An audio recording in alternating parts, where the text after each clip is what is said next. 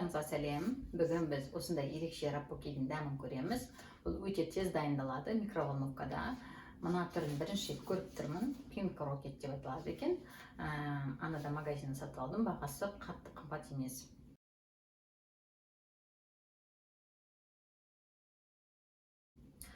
Дайындалу тәсілі барлығы сыртында жазылған. Сыртында корейше Original Rappoki деп жазылып тұр.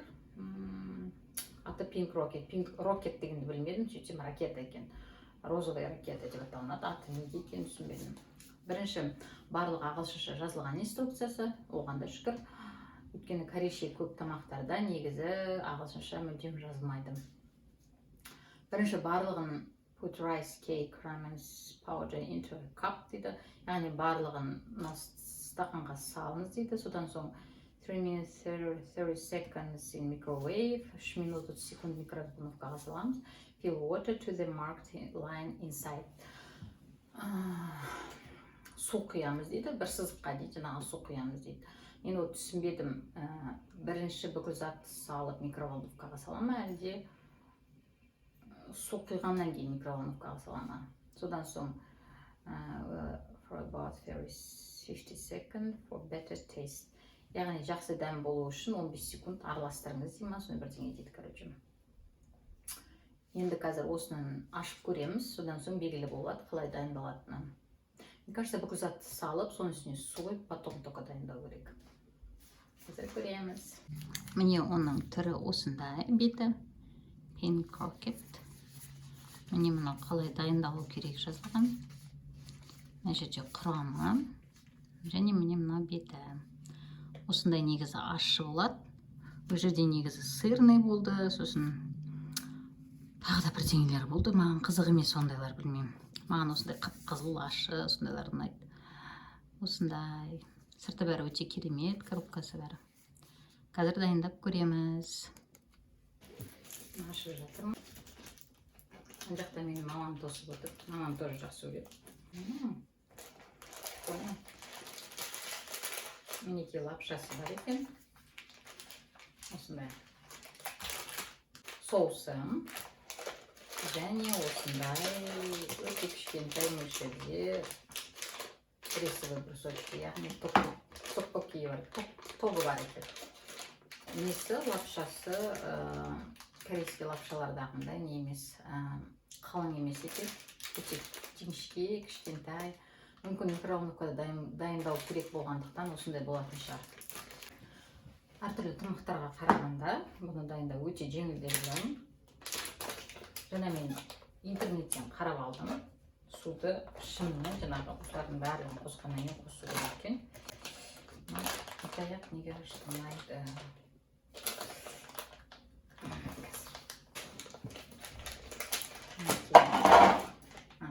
Мынаны қоспаймыз әрине.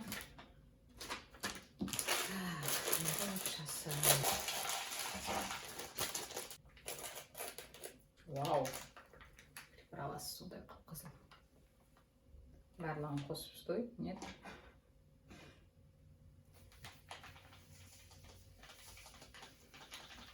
Қатты ашу кетпемейді. Қорқып тұрмын. Мен ішінен қанттың, бұрыштың, паприканың линия бар екен. Соғынға дейін қоссын депті. Болды ма? Өте қыз. Сырты өте үлкен. Мінекей барлығын қостым. Жақсылап қазір араластырамын. Не бәсе кішкене бір. Міне осылай араластырдым. Енді микроволновкаға жіберемін. Пока 3 минутқа қоя тұрайын. Бисмилля. Мінекей дайын болды. Мына шынымен лапшасы Big Bonның лапшасына ұқсайды екен.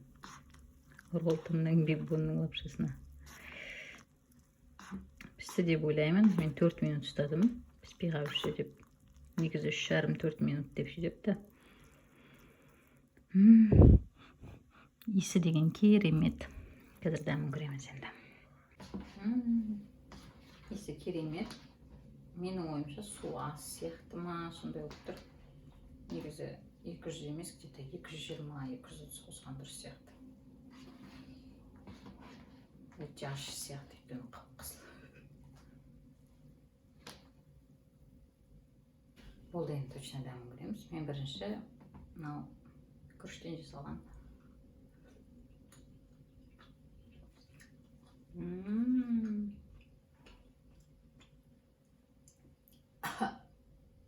Ащы.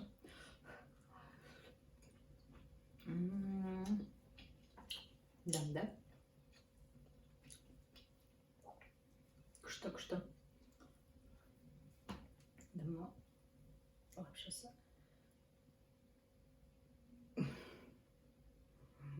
Сықындай өзім. Қазір лапшасын суытып алып көрмесе.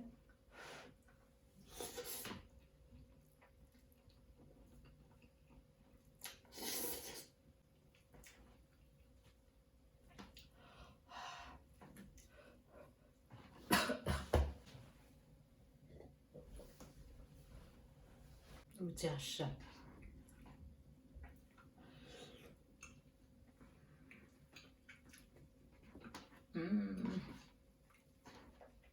Лапшасының дәмі маған қатты ұнап тұрған жоқ. Күріштен жасалған тоқтары нормальный. Дәмді. И соус ужасно ащы.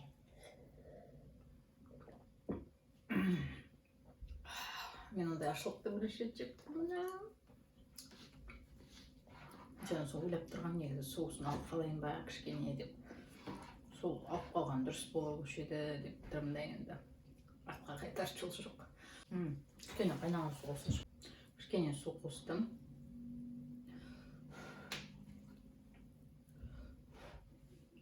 Су 200 мл аз екен. 250-300 қосу керек. Солай нормально будет мына ішіндегі соуспен. Или соусын аз қосу керек. Біздер қазақтар үшін, басқа ұлттар үшін мен ойымша жаңағы соус өте көп. Су қосқаннан кейін кішкене дәмі жақсарды. Маған әдейі брусочкалар ұнайды. Короче, рисовый брусочкалар, күріштен жасалған таяқшалар, как будто дұрыс піспеген сияқты. Все-таки микроволновкада дайындалған, солай болып шығады екен деп ойлаймын. Өйткені мен өзім пісіргенде такой сақ сияқты күшті болып шығады. Қазір кішкене ойымда қатты сияқты ма, сондай болып тұр. Және лапшасы өте тез дайын болатын лапша болғандықтан қатты қалың емес, жіңішке, кішкентай, бейбондық сияқты сондай екен. Маған жоқ, маған қалың лапшалар ұнайды. Соусының дәмі де үйде жасаған өзім рапокиға жасаған соусым мені өте дәмді болып шығады. Прям қанты, ашылығы бәрі өзіме ұнайтындай. Өз нормаммен жасалған ғой, өйткені мынада өте ащы. Былай жеуге болады, бірақ мен екінші рет алмас едім. Маған лучше магазиннан осындай дайын рисовый брусочек алып, дайын лапша алып, өзіме жасаған рапокиді. Өте дәмді. Менің ойым осы, жалпы жеуге болады, бірақ мен айтқанымда екінші рет бұны алмас едім. Дегенмен қолдан жасаған рисовый брусочкасын жеке алып, сосын лапша жеке алып, сосын яғни раменді жеке алып, сосын қант, кочужан пастамен мен өзім жаңағы жасап, бұдан арзан бағаға өзім жасап алып, үйде бір 10 минут, 15 минутымды кетіріп, рапокки жегенім жақсы. Өз бағасына қатты не стоит деп ойлаймын. Өз бағасы где-то 1500 ба, 1700 теңге ма, сонда теңге тұрады. Бұл доллар қымбаттағанға дейін, қазір мүлдем өсіп кеткен шығар. Келесі жолы басқа да рапоккидің түрлерін алып жеп көремін. Мынау енді жаңадан шыққан, мен оны бірінші рет алып тұрмын, бірінші рет көріп тұрмын. Негізі япоки деген түрі бар, солар өте дәмді деп естігем. Соларды алып, соларды жеп, тағы да сіздерге көрсетемін дәмінің қандай екенін. Басқа видеоларда кездескенше менімен болғандарыңыз үшін рахмет. Сау болыңыздар.